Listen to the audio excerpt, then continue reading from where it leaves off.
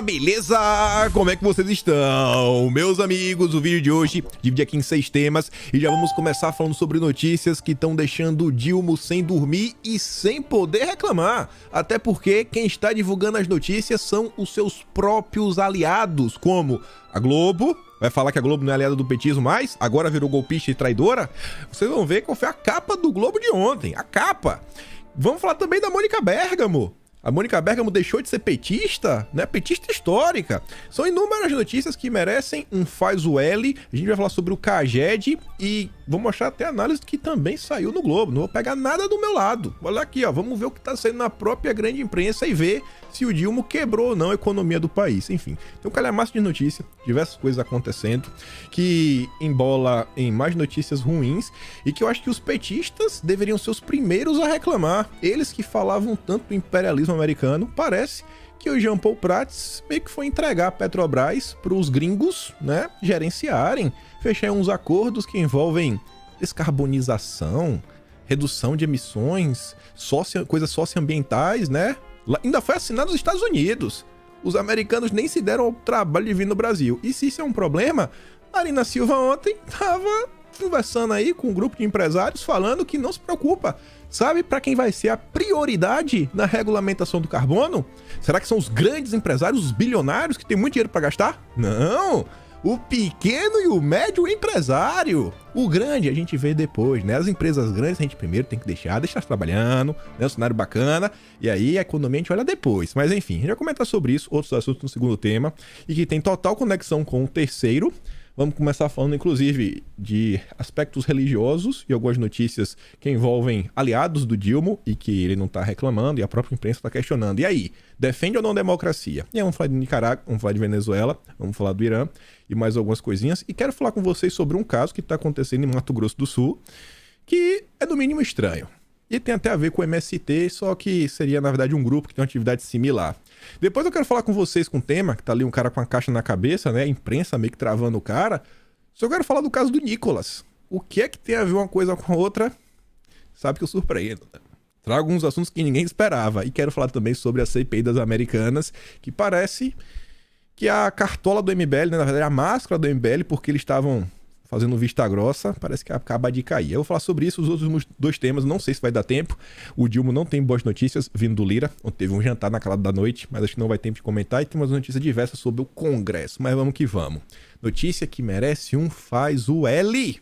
Mônica Bergamo, mostrando a situação da segurança pública no Brasil. Atenção, assalto à mão armada leva pânico a estudantes da PUC. Olha só, rapaz, nem as universidades estão sendo poupadas.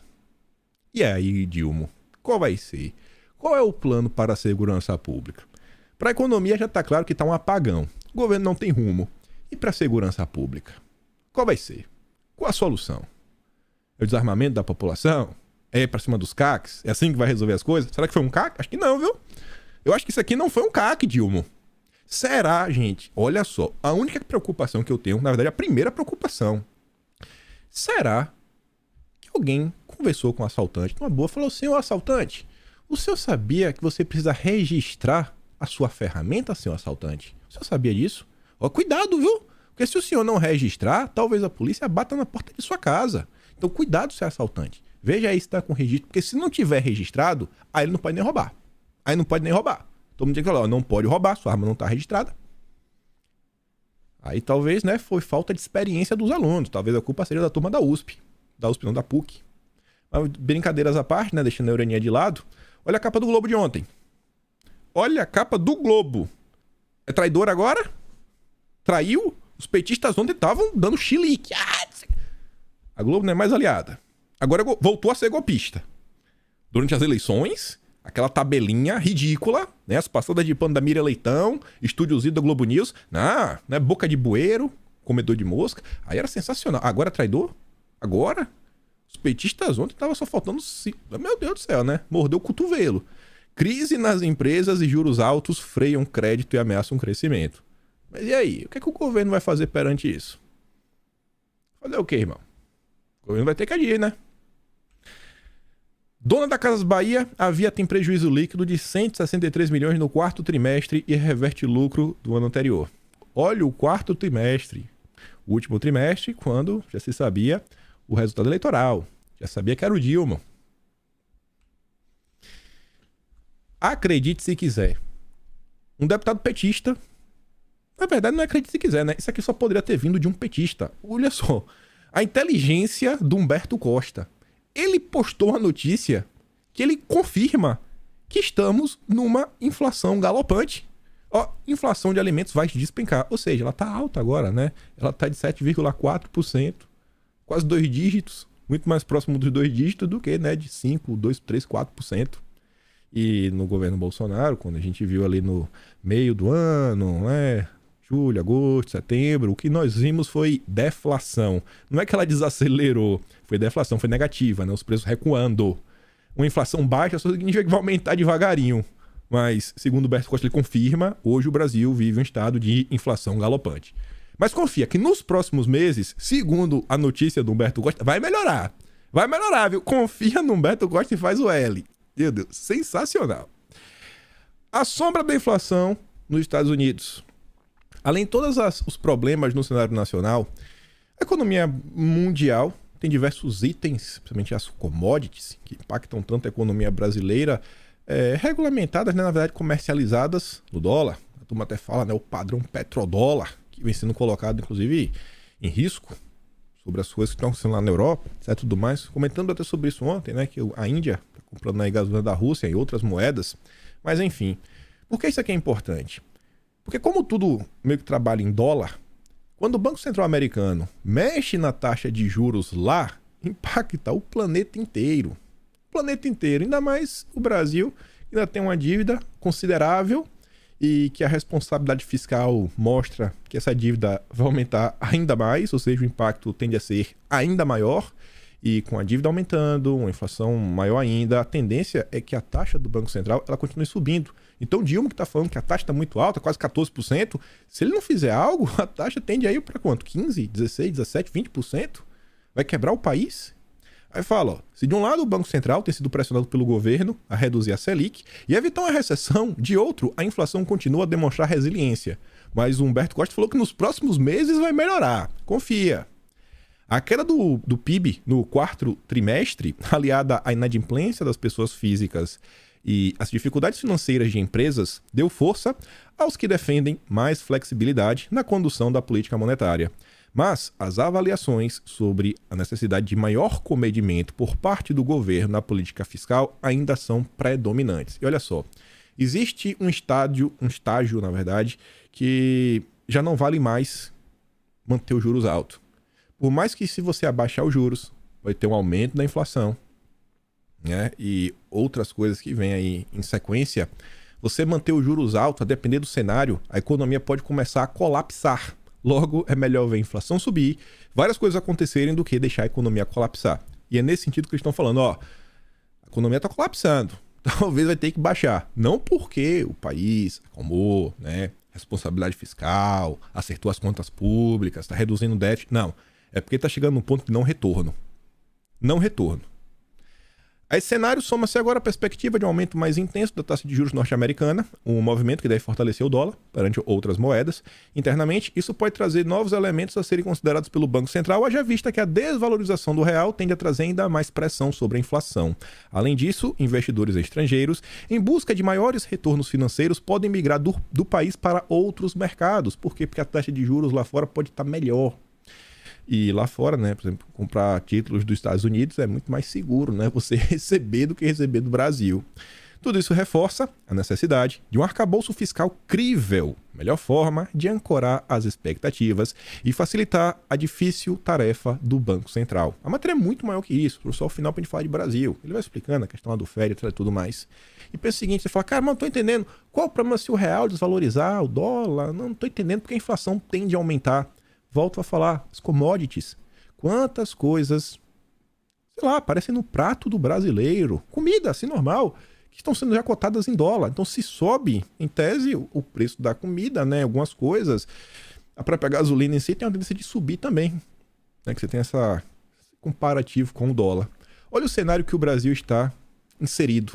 Com o governo Dilma, sem conseguir entregar resultados. Isso porque já estamos chegando no meio do terceiro mês.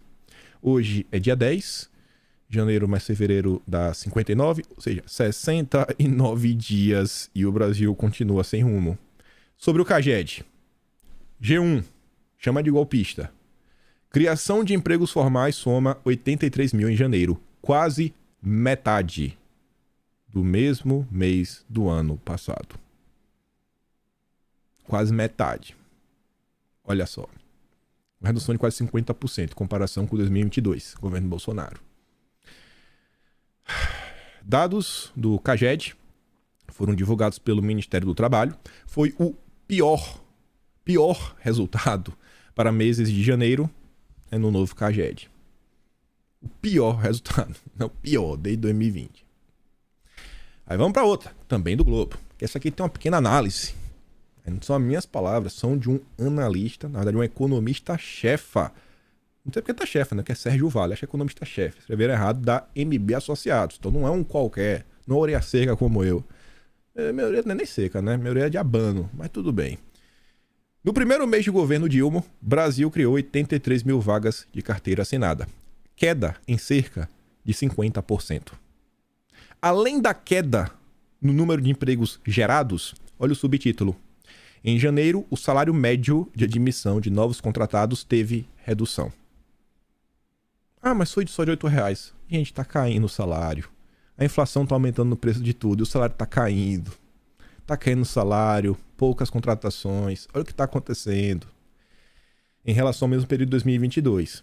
Aí o Globo falta, ó, abre aspas. Nota do Banco Modal.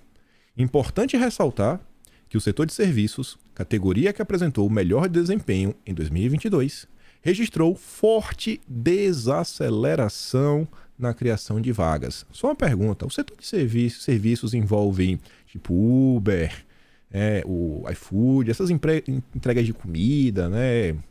Táxi privado, não sei nem como é que fala, né? Transporte, esses serviços, é a área que o governo meio que quer regulamentar para melhorar. Apesar disso, apesar do resultado positivo, né, do setor de serviços, a divulgação reforça a nossa visão de que o mercado de trabalho deve desacelerar de maneira gradual ao longo de 2023. Já desacelerou em comparação com o ano passado 50%. Mas calma, só está começando. Como diz o sábio Emílio Surita, a alegria do brasileiro é saber que hoje será melhor do que amanhã.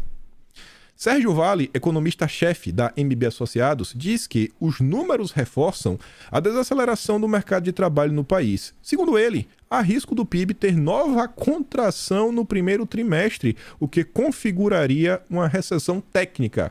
Olha só, uma semana atrás, era o Haddad falando, não tem risco de recessão. Não tem risco. Isso no início da semana passada.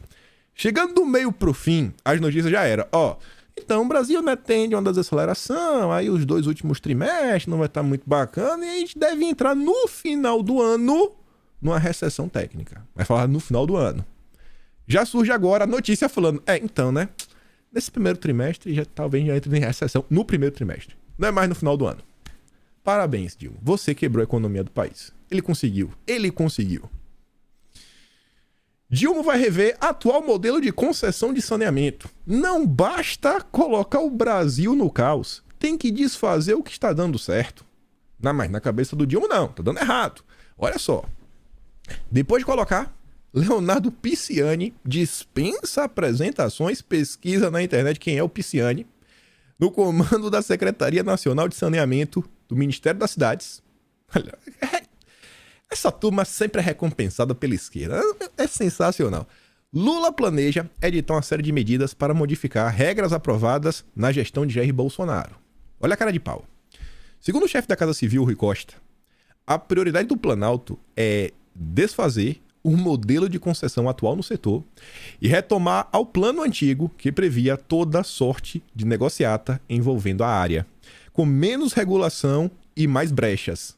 Eu gostei desse final que o Robson Bonin escreveu, menos regulamentação e mais brechas. Acredite, o chefe da Casa Civil diz que vai atrair mais investimentos, com menos regulamentação e mais brechas. Não, agora vai ter mais investimento. Tá ruim do jeito que tá. Vamos falar do marco do saneamento em números? Que petista fica maluco? Petista não gosta de número. Investimentos em saneamento cresceram 10 vezes em um ano. Era na média de 3 bilhões investidos. Após o marco do saneamento, pulou de 3 para 30, né? Era 3. A média era 3. Pulou para 30. Só que essa notícia é antiga. É de 25 de novembro de 2022. Eu também pegou uma notícia antiga. Não precisa ter muito nova, não. Do meio, né? Iniciozinho do ano passado. 1º de abril. Parece até que é mentira. Novo marco legal do saneamento já gerou mais de 70 bilhões em investimentos. Mas não, agora que o PT vai resolver. Confia no PT. Era 3. 3, né? A média anual. Em 1º de abril, tem um ano e menos de 2 anos aí da aprovação do marco, já estávamos falando de 70 bilhões. Vamos fazer o L, né? Porque é a única forma da gente se salvar. Meu Deus do céu. E a imprensa segue passando pano. O Rogério Marinho, para tentar evitar talvez que o pior continue acontecendo, né? Abriu paraquedas, porque a queda é livre. Vamos tentar que é um pouco mais devagar. Protocolei hoje, na PGR, representação contra a nomeação de Heloísio Mercadante na presidência do BNDES por violar a lei das estatais. Você deve lembrar que o governo está doidinho para modificar a lei das estatais, está dependendo do amigo Pacheco. O Pilo Pacheco com certeza está trabalhando para convencer os senadores. A coisa é tão absurda que nem os senadores, que é de sua grande maioria, né, aliados ao PT, eles querem votar para modificar a lei de estatais. Mas o Pacheco segue firme, está trabalhando para isso. Saiu a nota falando que o Paulo Câmara, que acho que ele vai assumir, não quero falar qual, era um banco, não quero falar o nome errado, mas ele era ex-governador de Pernambuco. Ele conta que espera que até o final de semana a lei já esteja aprovada, que é para ele poder assumir. Essa é o país da picanha, onde as coisas dão errado. Aí veja, a legislação veda expressamente a nomeação de quem tenha participado da realização, estruturação e organização de campanha eleitoral ou de instância decisória de partido nos últimos 36 meses. Mas vamos falar que o Heloísio Mercadante, que estava com o Dilma para cima e para baixo, presidia a Fundação Perseu Abramo, porque ele nunca esteve próximo do Dilma, nunca teve nada, não esquece. A lei das estatais foi sancionada em 2016, depois do governo do PT ter protagonizado o maior escândalo de corrupção da história. Em 2015, o prejuízo das estatais com corrupção e má gestão foi de 32 bilhões. Em 2021, alcançamos o lucro recorde de 188 bilhões, adotando as melhores práticas de governança. No Senado, vamos lutar contra qualquer tentativa de retrocesso nessa legislação. E aí, quando fala de grande escândalo de corrupção na era petista, qual é a estatal? A primeira que vem na cabeça? Normalmente é a Petrobras. Petrobras, a menina dos olhos de ouro. Ela virou notícia ontem. Olha isso. Olha que manchete. Tem como dar certo? Petrobras e Shell firmam um acordo para colaborar em exploração e redução de emissões. Confia. Vamos reduzir as emissões. O problema é o Brasil. O problema é sempre o Brasil. Memorando de entendimento foi assinado pelo diretor-presidente da Petrobras, o Jean Paul Prats, e o CEO da Shell, o Wael Sawan, durante o evento em Houston, ainda lá nos Estados Unidos. Tá? O gringo não se dá o trabalho de vir no Brasil assinar. Parabéns, Jean. Parabéns. Mas vamos para a nota. As companhias vão trabalhar juntas para identificar potenciais oportunidades de negócio de exploração e produção de petróleo, com trocas de experiências e melhores práticas em redução de emissões de carbono e iniciativas socioambientais. O contrato tem duração de 5 anos. Segundo a Petrobras, esse acordo não vinculante foca em potenciais oportunidades de exploração dentro e fora do pré-sal, incluindo a margem equatorial. Também contempla esforços de transição energética com ênfase em renováveis e captura, utilização e armazenamento de carbono. Na frente ambiental, a Petrobras e a Shell pretendem estabelecer projetos para preservar e restaurar a biodiversidade, com o objetivo de emitir créditos para compensar as emissões de carbono. Eu até entendo você querer ajudar, mas só ajuda. Por que essa parceria, né, de ambas para preservar a natureza, para restaurar a biodiversidade? Porque não para assim, beleza, a gente preservou e restaurou, acabou. Porque depois de restaurar e preservar, você tem que pegar isso daí, esse projeto, para ajudar, né, a ter como objetivo emitir crédito de carbono. Pra quê, rapaz? Esquece esse negócio de carbono. Vai criar um novo imposto mesmo? Isso daqui não... Gente, isso aqui obviamente vai encarecer as coisas. E já tem uma matéria depois disso falando sobre isso. O peso no seu bolso. Além disso, as empresas buscarão atuar em conjunto em projetos de investimento social. Que tipo de projeto social vocês acham que eles vão trabalhar juntos sob a ótica da agenda SG? Você acha que é o quê? Ajudar... Eu não vou nem falar. Então, com certeza vai ter muita equidade, né? Nossa, grandes lutas em prol das minorias. Eu nem vou continuar. O Valor Econômico, ontem também, traz essa nota. Eu achei interessante a biografia do cara, que é o Assis Moreira. Ele fala que ele é correspondente do Valor em Genebra desde 2005 e ele já cobriu 28 vezes o Fórum Econômico. Conhece a turma do Klaus. Toda a turminha do bem, né? Deve ser amigo dos caras da BlackRock. Então tem um pouco de propriedade para falar. Olha o que ele vem para te contar. Para você olhar para sua carteira e poder dar adeus ao pouco dinheiro que lhe sobra.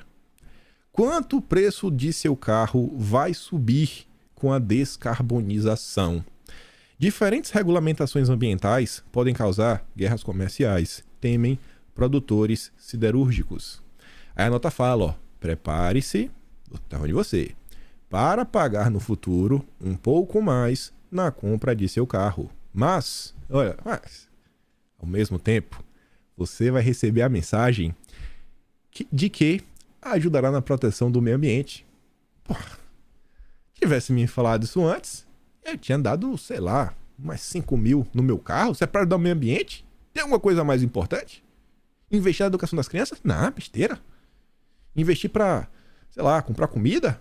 Matar a fome de quem tem fome? Não, isso é besteira. Vamos salvar o planeta. Essa é a melhor das pautas, né? Porque sem planeta ninguém vive. Em seminário hoje, na OMS, não botou errado, é o OMC. Ele botou o nome certo, a Organização Mundial do Comércio botou OMS, mas é o OMC. O CEO da ArcelorMittal apresentou uma estimativa preliminar de que o preço do aço poderia subir de 10% a 20%. 10% a 20%. Com a descarbonização. 10% a 20%. Pouca coisa. Você acha que aço só usa em carro? Será que aço se usa em construção civil? Será que tua casa vai ficar mais cara? Será que aluguéis vão aumentar? Porque se o preço da casa aumenta, os aluguéis também, né? Será que tudo vai aumentar de preço no final do dia? Ah, rapaz, velho. Que ideia sensacional. Mas a gente vai estar salvando o planeta.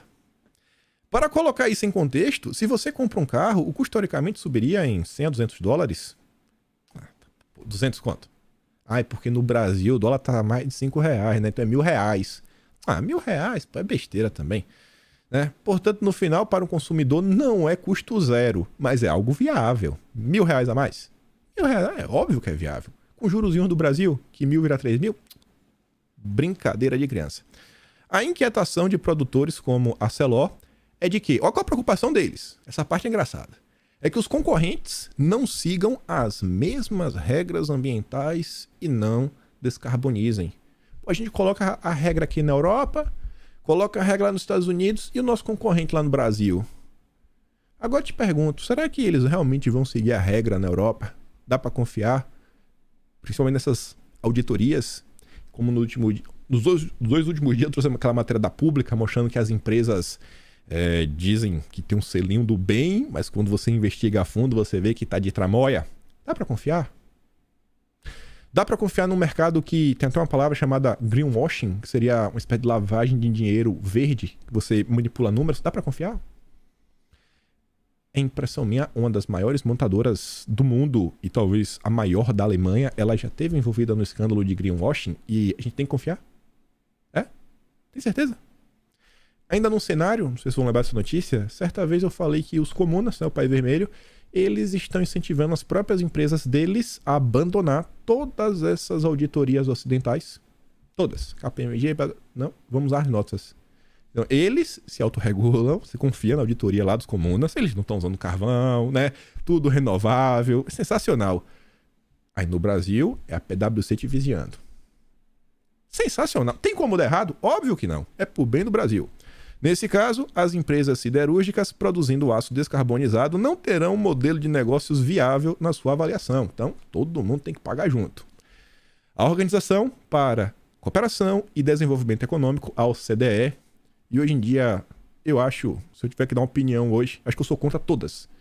Na boa, poderia ser de todas. O CDE, o MS, o MC, só tá atrapalhando. Eu não vejo nada de bom nessas associações.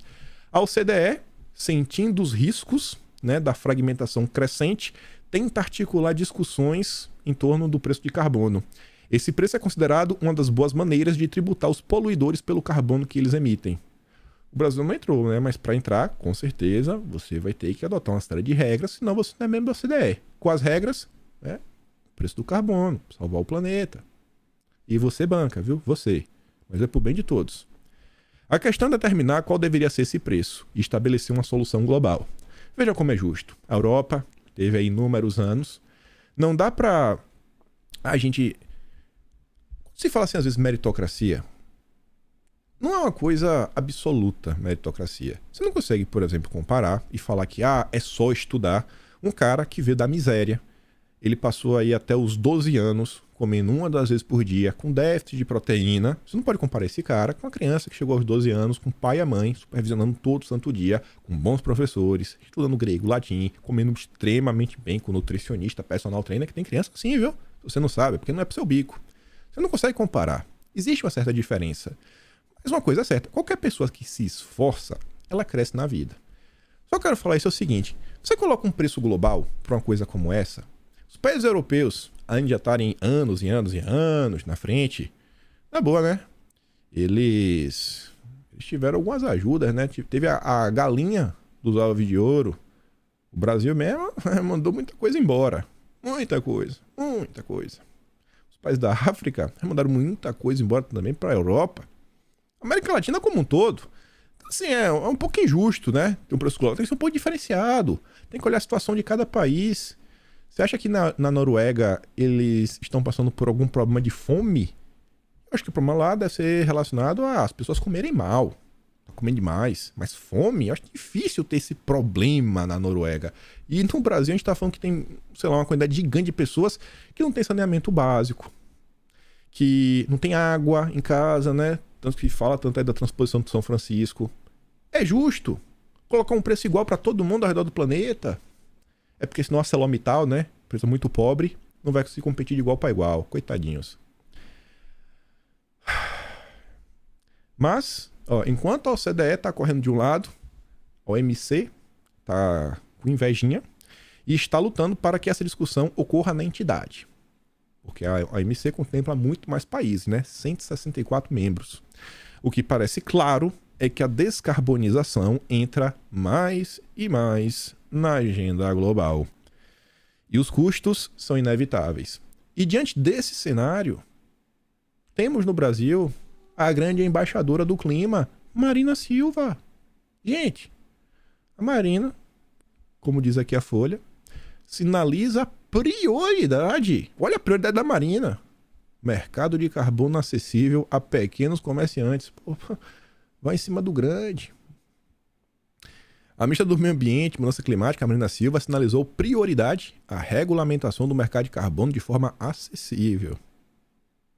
De forma bem acessível para os pequenos.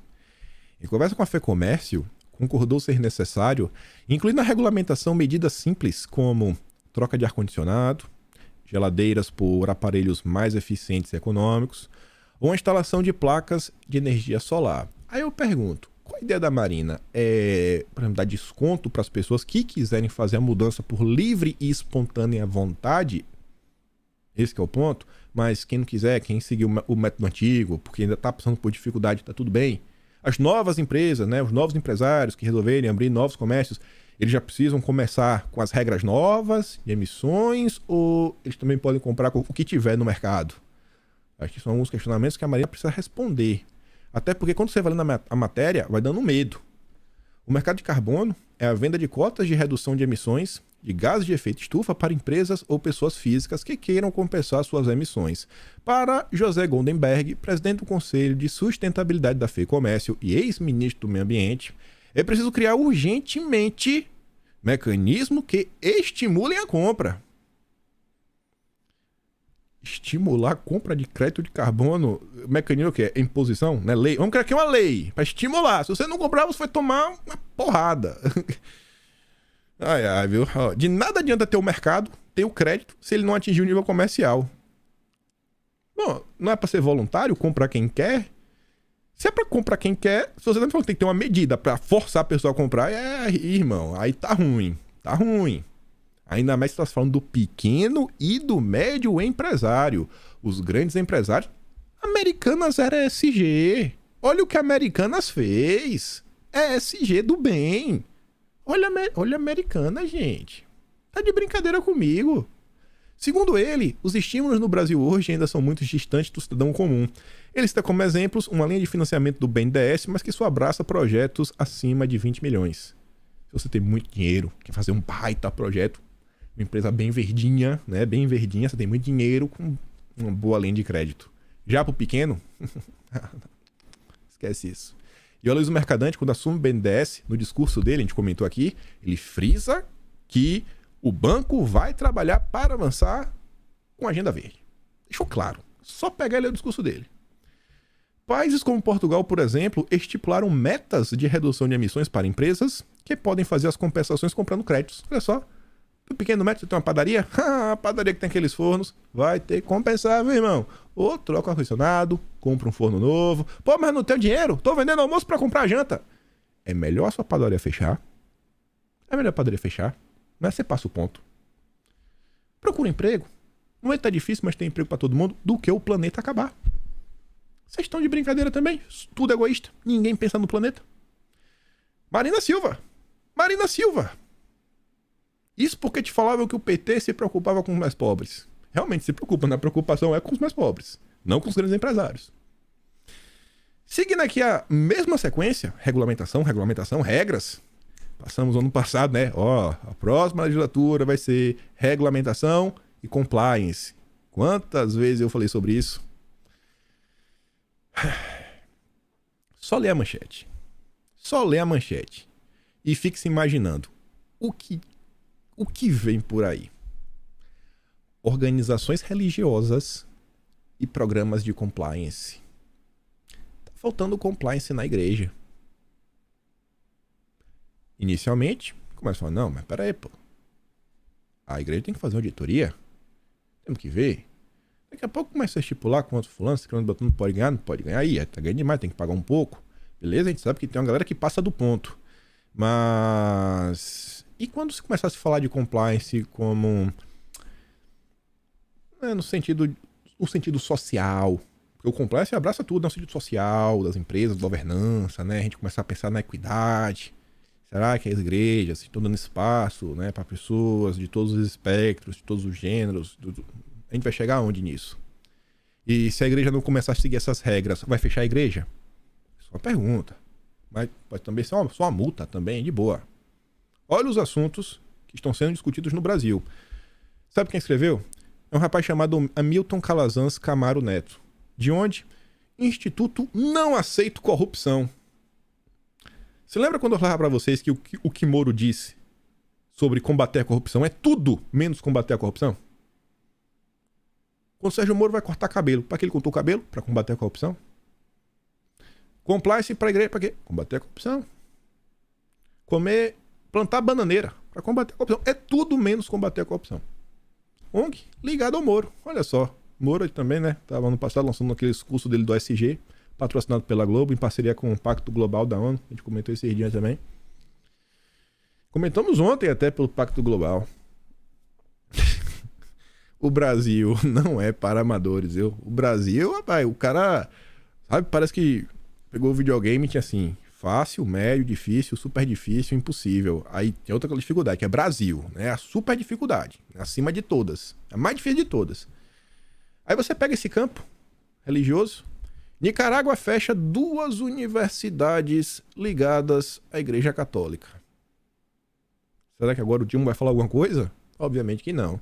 Decisão ocorre um dia após o governo tomar a mesma medida contra os principais sindicatos empresariais e em um contexto de perseguição religiosa no país pelo regime de Ortega. Bom, isso é a opinião da Globo. Se você pegar e ler a matéria, a justificativa do Daniel Ortega é falta de compliance. Que as igrejas, elas não demonstraram algumas coisas que a universidade merecia ter. Não teve. Faltou compliance. Não, compliance. Ortega curtiu, viu? Ele tá fazendo... o Ortega, ele está combatendo a corrupção. O mal da Globo é propagar fake news. Não quer combater a corrupção? Quer que a corrupção rola solta na Nicarágua? É isso? A situação a gente tem que falar assim, com ironia, com dar risada, porque é só notícia escabrosa. Aí você vê o Estadão, agora tá chocado, fazendo editorial. Meu Deus, uma geração foi arruinada na Venezuela, sob o jugo do senhor Nicolás Maduro. Cresce uma nova geração de meninos e meninas que desconhecem o que é viver num país sem crise humanitária. Será que no Brasil a gente também vai ter uma geração perdida? Eu acho que já está tendo. Começou ali em 2012. É o legado do PT. A educação pública no Brasil, né? Até a privada, a educação no Brasil nunca foi tão ruim. Nunca formaram tantos profissionais, né? Que não conseguem desenvolver habilidades básicas, né? Tarefas básicas do dia a dia. Não. Agora tá aí chocados. Chocados. Aí o mesmo Estadão que ficou pagando de louco na eleição escreveu mais um editorial. Ontem também, viu? Desculpa, esse aqui foi de anteontem. Esse aqui é de ontem. Lula e os ditadores companheiros. Se o presidente tem pretensão de reposicionar o Brasil no mundo, tem de se livrar urgentemente das amarras ideológicas que o impedem de se alinhar ao mundo civilizado quando isso é flagrantemente necessário. Aí tá assim, o Brasil se nega a endossar denúncia de crimes contra a humanidade na Nicarágua de Ortega. Se quer que país seja levado a sério, Lula não deve igualar opressores a oprimidos. Tu acha que o Lula vai se afastar da Nicarágua? Vai se afastar do Maduro? Tu acha? Bom, não foi necessário completar os 6 primeiros dias de PT no governo para ficar comprovado que o Dilma mentia e a Gazeta falava a verdade. A ditadura da Nicarágua conta com o vergonhoso apoio do agora presidente Dilma. Leia mais. Aí tá a nota. E o pedido veio da ONU. Quais as preocupações do Dilma na ONU? Ah não, calma. Não é ainda. Calma, tá vindo. Também falou que é pra se livrar dos ditadores companheiros, como Maduro, né? Olha quem tava lá. Olha quem tava. Anão diplomático, né? Você vê o tamanho do Maduro, do Celso Amorim. Realmente, o Brasil é um anão diplomático. O Brasil voltou. O Coutinho tá brincando, né? Não tem como levar a sério. Mas olha qual é a preocupação do Brasil na ONU. É denunciar a Nicarágua? Não. Preocupação do Brasil. Olha, após censurar gênero sob Bolsonaro, o Itamaraty agora cria cargo para tema. Chupa. Pronto, salvamos o problema. Agora tem um cargo só para lidar com gênero, que não tinha. O governo Bolsonaro não podia nem falar de gênero. Pro governo Bolsonaro, era homem e mulher. Agora a gente tem um cargo só para isso. Chupa Maduro. Chupa Globo. Chupa Estadão. Faz o L. Tá tudo... Eu não sei como é que a turma acha ruim o governo atual. É só acerto atrás de acerto. É só acerto. O cara não faz nada de errado. Eu não sei como é que alguém consegue criticar o governo atual. Tô sendo irônico, viu? Dilma envia Celso Amorim em missão secreta à Venezuela para ampliar a relação com Maduro. Eu só quis trazer essa nota para mostrar uma das coisas que o Celso Amorim foi fazer por lá. Ó. Na pauta está a atenção ao povo Yanomami, que vive na floresta amazônica em áreas de fronteira dos dois países. Você lembra de uma denúncia que teve um tempo atrás de um deputado venezuelano falando sobre os Yanomamis da Venezuela? Enfim, não vou falar muita coisa, tirem suas conclusões. Mas vamos voltar. Falei pra vocês que queria falar de outro caso que eu achei bem interessante. Isso aqui também vem da ONU. O Jamil Chad diz que relatora da ONU cobra governo Dilma diante de ataques ao povo Guarani Kaiowá. Falei, por que tá rolando mais ataques? Coitado dos indígenas brasileiros. Pela primeira vez desde o início do governo Dilma, uma relatoria da ONU cobra ação por parte da nova administração brasileira.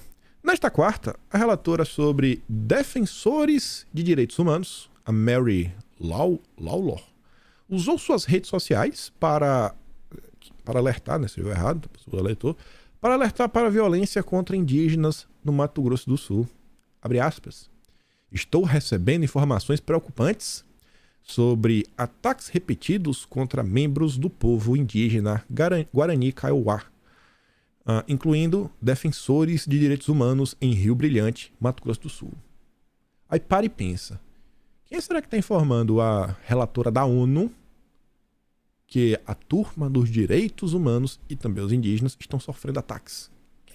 Quem será que falou? Será que foi alguma ONG? Espero. Não deve ter sido ONG, não. O Estado precisa garantir sua segurança e responsabilização.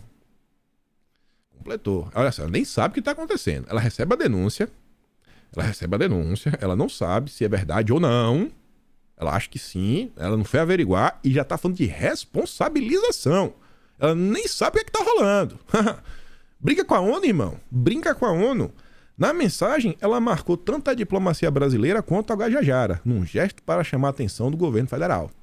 Aí você olha a matéria, né? Você fala, o que está acontecendo, bicho? Que ataque foi esse? Na sexta-feira, o batalhão de choque da Polícia Militar do estado do Mato Grosso do Sul despejou indígenas que haviam retomado uma a fazenda era deles? Peraí, eles eram donos da fazenda e eles voltaram e eles foram despejados da fazenda deles? Eles foram limados de sua propriedade privada? Será que foi isso? Não é possível. Ou será que o Jamil Chad tá meio confuso das ideias? Localizado no território de Tecorrá, Laranjeira, Nanderu. Esse território ele realmente já foi, né, aprovado, batido martelo, demarcado? Já foi, Jamil? Tem certeza, porque assim, né? Você não pode falar que é o território. A depender ainda é Mato Grosso. Segundo o CIMI, a ONG, Conselho Indígena Missionário, a ação ocorreu sem mandato judicial. Ah, tá. Então, peraí. Então a polícia não tá errada.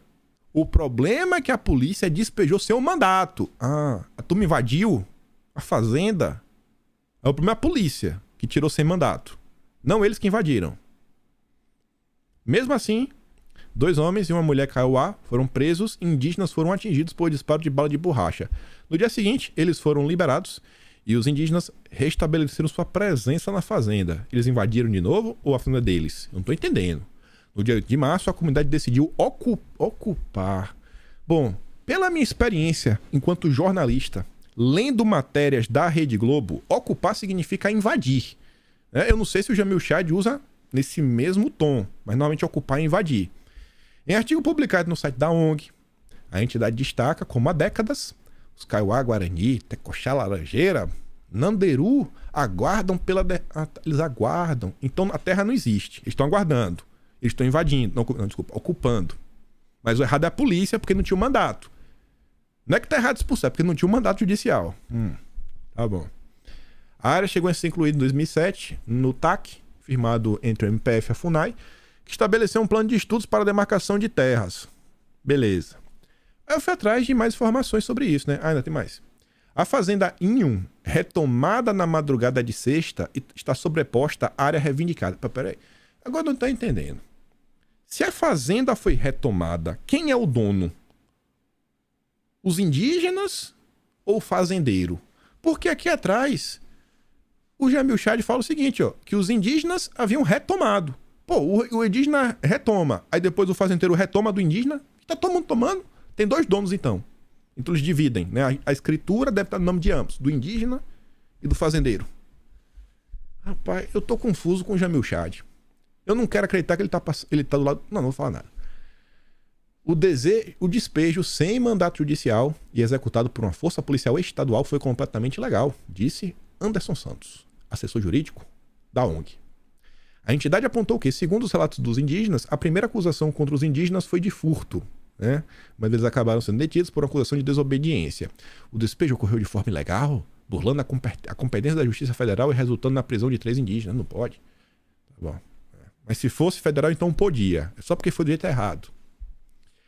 Aí eu fui procurar na internet, né? Como eu falei pra vocês. Aí achei esse site aqui, lá da região de Mato Grosso do Sul. Indígenas voltam a invadir. Eita, já colocou o Jamil Chad do UOL, que adora dar palanque pra ONU. Deve ter recebido aí, né, a mensagenzinha da ONG. Falou, Jamil, posta essa nota pra gente, por favor. Notinha plantada, básica. Voltam a invadir a sede de fazenda 5 dias após a expulsão. Eloy Terena, Lembra não ter sido a primeira vez que a PM age para despejar indígenas de áreas ocupadas? Mesmo sem mandato de reintegração de posse, na mesma fazenda, em fevereiro do ano passado, policiais do batalhão de choque expulsaram os indígenas, também sem ordem da justiça. Olha só, mais uma vez, o errado é a polícia. O errado é a polícia, viu? Não é a polícia. Não é a primeira vez que isto acontece, por isso não pode ser tratado como um fato isolado. Tem de ser observado nos últimos anos a atuação da PM, que não possui preparo para lidar com os indígenas. Segundo ele, a presença da Polícia Federal na área visa resguardar direitos e princípios básicos dos indígenas. E a nota termina sem falar dos fazendeiros. Esquece o fazendeiro. Eu fui atrás dessa ONG, só quero te mostrar uma notícia. Conselho Indigenista Missionário, o CIMI, a ONG. TRF3, isso aqui foi do dia 8 agora, viu? Olha, 8/3. Tá circulando aqui, ó. Mas não tô vendo a data. Pera aí, pô. Aqui, ó. Ó, se liga. TRF3 confirma nulidade da CPI do CIMI e encerra definitivamente. Segundo a ONG, eles estavam sendo perseguidos pelos agricultores. Os malvados agricultores. Eles são do bem. A turma queria fazer uma CPI, mas é ilegal. Não pode. Não tem fato. É totalmente ilegal.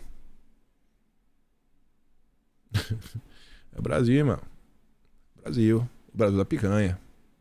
O Brasil da picanha.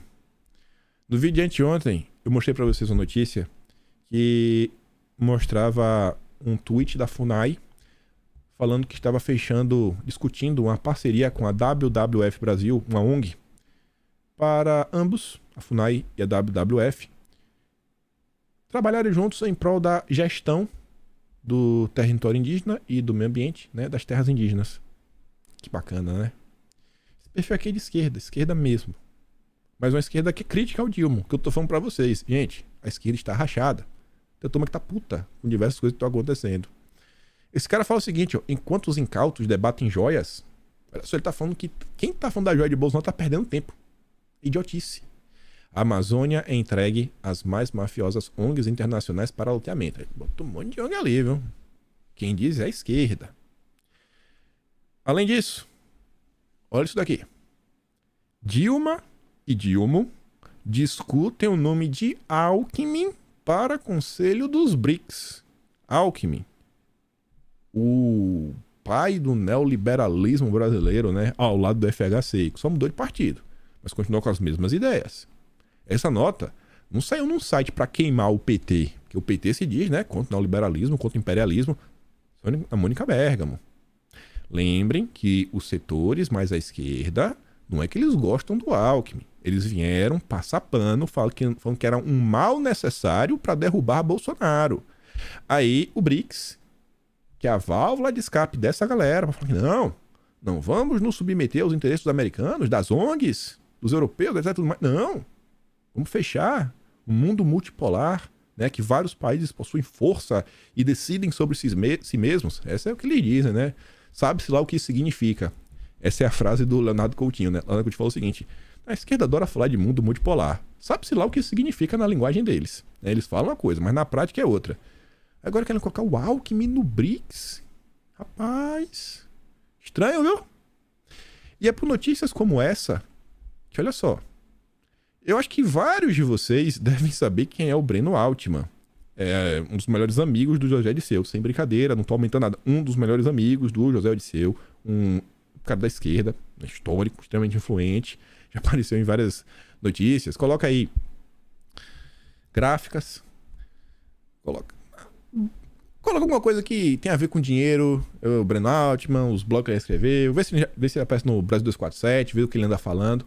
Breno Altman, cara de esquerda, raiz, pra valer, escreveu o seguinte, ó: tem pró-imperialista infiltrado no PT. Não é que o Dilma tá batendo continência pra toda essa agenda ESG. Não é o Dilma, são os infiltrados. Ha! Você já viu? Você acredita? Não critica o Dilma não, pô. É os infiltrados. E quem acha que ficar ao lado dos Estados Unidos, da OTAN, né, dos ucranianos, é um gesto pela democracia. E quem acha, né? É quem acha. Ele tá falando que os infiltrados é quem acha. Que o lado certo é os americanos da OTAN, né? Do lado da regulamentação do mercado de carbono. Quero ver citar nomes. Quero ver citar nomes. A esquerda tá brigando entre si. E ele dá uma RT na Missada, que é um cara também da esquerda, que tá falando o seguinte, ó, tem stalinista infiltrado no PT. É quem acha que Putin, né, invadir é um gesto anti-imperialista. Ele tá criticando o BRICS. Você vê, eles estão brigando entre si.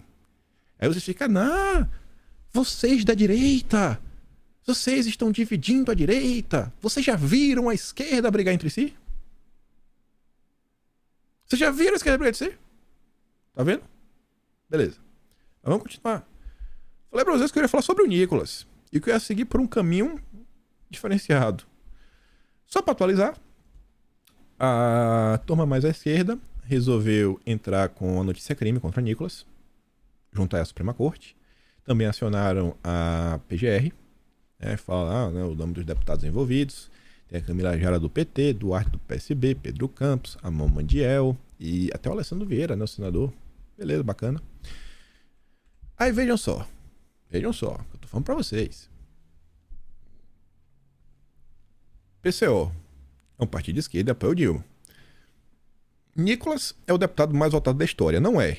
Eu acho que o mais votado ainda é o Eduardo Bolsonaro, quase 2 milhões, acho que foi 1,8. Mas beleza, dessa eleição foi o maior disparado. 1,5 milhão de votos. É do partido do ex-presidente que tem a maior bancada do Congresso. Se tivesse seu mandato cassado por falar isso, aumentaria ainda mais o precedente para caçar qualquer parlamentar do país. Vocês têm noção do que vocês estão propondo, onde vocês estão querendo chegar? Se o maior do maior partido pode ser caçado por uma fala, meu irmão, qualquer um pode ser caçado. Isso não dá esse poder mesmo para a justiça brasileira. A tentativa de caçar o Nicolas por um discurso proferido no Congresso é uma política medieval. Qualquer decisão tem o direito à liberdade de expressão. Além disso, um parlamentar é eleito pelo povo justamente para falar. A esquerda não deve apoiar a censura. Quem diz é o PCO. Aí veja. Saiu essa nota da CNN. E aqui é o grande ponto que eu quero comentar com vocês. Após discurso em que disse se sentir coisa lá, né? O Nicolas multiplica números de seguidores nas redes. Aí você para e pensa, é porque as pessoas concordam com o Nicolas. Você pensou errado. Você pensou errado. Sabe por quê? Porque um especialista que sabe mais do que você acredita que o crescimento no Instagram e no Twitter está relacionado ao uso de robôs. São robôs. Senise afirmou que o uso de robôs no perfil do deputado foi um dos motivos pelos quais o Instagram desativou a conta oficial do Nicolas em novembro de 2022. Sim, foi robô. Tá bom. E considerou que o uso de bots é uma possível ação coordenada para que seu perfil alcance novamente o alcance que tinha antes da plataforma suspender a sua conta. Com certeza. De acordo com o Instagram, o uso de robôs é um dos motivos pelos quais algumas contas são suspensas na plataforma. Onde eu quero chegar com essa nota? É um especialista, um acadêmico, quem sabe não vem até de uma ONG, que está utilizando a CNN para atacar não só o deputado, como as plataformas indiretamente. Porque se o Nicolas ele conseguiu utilizar robôs, é porque falta regulamentação por parte das plataformas para permitir que isso aconteça. Tá começando a aumentar, né? A confusão. Mas se liga, a gente vai voltar nessa notícia. Vamos começar aqui. No dia de ontem, o Matt Taibbi, que vem soltando aí várias e várias threads desde o ano passado sobre o Twitter Files, que a gente já trouxe várias aqui, mostrando como acontecia as ações do bem, né? Do silêncio do bem, silêncio dos inocentes, né? Ele te censura por amor, que você é um cara muito perigoso. O Matt Taibbi ontem escreveu mais uma thread. Essa turma do Twitter, inclusive, até os jornalistas, eles estão indo até no Congresso, no Parlamento, estão falando várias coisas. A imprensa internacional está cobrindo, no Brasil não se fala nada. Na thread de ontem, eu queria trazer só alguns itens que eu acho que tem tudo a ver com o que acontece no Brasil, inclusive até os mesmos entes. Quem está no complexo da censura industrial? O Twitter, em 2020, compilou uma lista útil para um grupo de trabalho que foi criado em 2020. Sabe quem estava ajudando na censura? O National Endowment for Democracy, o NED. A ONG que a esquerda fica gritando, dizendo, NED, é próximo lá do IRE, do VARD. O empresário do Boulos. O Boulos e o Ned. O Boulos. O Boulos é o woke. Ó, o Ned. A outra. DFR Lab do Atlantic Council. Esse de coração esperava que já ligasse uma luz na sua cabeça. A gente já falou isso aqui várias vezes. É aquela mesma ONG que em 2020... Olha exatamente o tempo que foi criado, rapaz. Que em 2020, mas foi no Facebook, eles se soltaram a denúncia, né, dos perfis dos robôs da família Bolsonaro, das contas inautênticas. Você lembra? Ele derrubou várias contas no Facebook. O estudo da DFR Lab, da Atlantic Council. E aí a Apex, olha. A Apex estava dando 100 mil doleta por ano. Dinheiro estatal financiando a ONG americana agindo contra o Brasil. Censura do bem. E fala mais algumas outras. Vamos continuar. As ONGs servem, idealmente, como um controle sobre as corporações e o governo. Não muito tempo atrás, a maioria dessas instituições se via dessa forma. Agora, funcionários da inteligência, pesquisadores e executivos de empresas como o Twitter são efetivamente uma equipe ou um grupo do Signal. Com o e-mail deles falando, vamos criar um grupo aqui. A turma toda das ONGs com a turma do Twitter. Para trabalhar em prol, né, da sanidade das redes sociais. Embora o Twitter às vezes rejeite análises técnicas de ONG sobre quem é e quem não é robô, o robô do Nicholas, às vezes a rede social não aceita. Às vezes. Em questões como assuntos polêmicos, eles instantaneamente adiam para sites como PolitiFact, financiados pelos mesmos nomes que financiam as ONGs. E coloca lá os grandes empresários. Se você procurar, você também acha o garoto Jorginho Soros, né? Aí manda pro site, fact-checking, igual tem no Brasil. As plataformas não compram, mas o site de notícia compra. E aí que vem um grande ponto, ó. Ele coloca a imagem de um e-mail, botei ali o texto maior. O Twitter Files mostra repetidamente, não é uma vez, é repetidamente, a mídia agindo como procuradora de ONGs. A ONG diz, não sei quem roubou, solta uma nota e critica a plataforma. Quantas notas saíram no ano passado acusando as plataformas de redes sociais de não estarem fazendo o trabalho delas? Quantas notas vocês lembram? Procura aí, vê se tu não acha. Vê se você não acha. Exatamente o que o cara tá falando, rapaz. Com o Twitter se preparando para manchetes ruins se eles não cancelarem as contas, né? Sabe quanto? Ó, o Twitter tá permitindo isso aqui, a rede social, desinformação, blá blá blá. Quantas notas não saíram para colocar pressão na plataforma? Aqui, o Financial Times dá ao Twitter até o final do dia para fornecer, né, um boi sobre os perfis lá. Olha o robô do Nicholas. A diferença é que essas campanhas, elas são financiadas pelos contribuintes. Quem está financiando essas campanhas, né? Esse grupo do bem que controla o discurso nas redes sociais são os contribuintes, os pagadores de impostos. Como assim? Eu não estou dando dinheiro para essas ONGs. Você está. Pô, no Brasil sabe quem é Apex, né? No passado, até 2020 estava dando. Embora o Estado deva ficar de fora da propaganda doméstica, o Aspen Institute Gráfica, o DFR Lab da Atlantic Council, o New America e outros laboratórios de antidesinformação estão recebendo grandes prêmios públicos. No Brasil tinha Apex. É a mesma coisa em dois países diferentes. Os mesmos agentes, o mesmo padrão da imprensa. Briga com as informações do Twitter Files.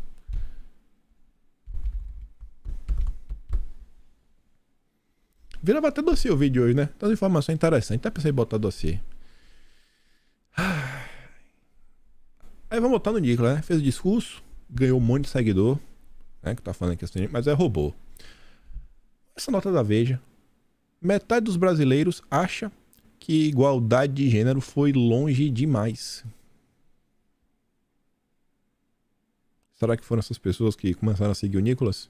Não. Foram robôs. Só seguindo aqui a linha, né, do raciocínio. Pessoas que menstruam terão absorventes distribuídos de forma gratuita. Uma pauta que inclusive a Tabata Amaral, que está contra o Nicolas, ela é uma ferrenha defensora. Ela deve estar bem feliz com isso. E falando na senhorita Tabata do Amaral, ou melhor dizendo, a tablet do Amaral. Ontem um cara no Twitter me mandou uma notícia que eu lembrava, mas que não tinha caído na mente. Eu falei, rapaz, essa notícia muda tudo. O Valfrido Vardi, amigo do Boulos, que contratou o Moro assim que o Moro deixou no governo, para trabalhar no caso, né? Fazer um parecer, briga de compliance. O Valfrido Vardi, ele já doou para a campanha do Kim Kataguiri, amigo do Boulos. A sede do MBL é o estado de São Paulo. Né? O núcleo duro está em São Paulo. O MBL não assinou a CPI das Americanas. Aí eu falei assim, ó, liguei os pontos. Tablet do Amaral está cotada para ser a vice do Boulos. Tablet é a mina dos olhos do Lema. O empresário do Boulos foi um dos maiores doadores da campanha de Kataguiri do MBL. MBL, que é apoio para eleger vereadores. E a pessoa colar na chapa? Boulos e Tabata. E o MBL não assinou a CPI da Americanas. Com certeza o Valfrido Vardi poderia, né, criar uma ponte entre o Kataguiri e o Boulos. Né, o lero-lero. Até porque o Kataguiri já nem precisa, né? A quantidade de fotos que ele tem junto com a turma da esquerda. Liguei os pontos. Não tô falando nada aqui. Só vida que segue. E aí, só pra falar, né, da CPI, mesmo sem a assinatura do Kim Kataguiri e da Tablet do Amaral, a CPI do Lema, né, que é das Americanas, foi protocolada com 205 assinaturas válidas. Agora está nas mãos do presidente da casa. E aí, Arthur Lira? Se eu não me engano, podemos ter até 5 CPIs acontecendo ao mesmo momento. Sabia que não dá tempo de comentar sobre os 2 últimos temas, mas acho que vale a pena discutir algumas coisinhas, né? Porque impacta a vida, impacta o teu bolso, como as ideias da Marina, ainda mais se você é um pequeno médio empresário. Olha o que o PT está fazendo com a Petrobras, olha os acordos, né? Pelo bem do Brasil, descarbonizar. O Brasil não é para amadores. E é isso. Gosta do meu trabalho? Pode se inscrever no meu canal. Então, valeu. Tem um peito na descrição, sempre falo isso. Compartilha esse vídeo, né? Não vai cair teu dedo. E eu espero poder estar aqui amanhã e também ver vocês. Aquele grande beijo, abraço, tamo juntos. Valeu, meus amigos. Fui!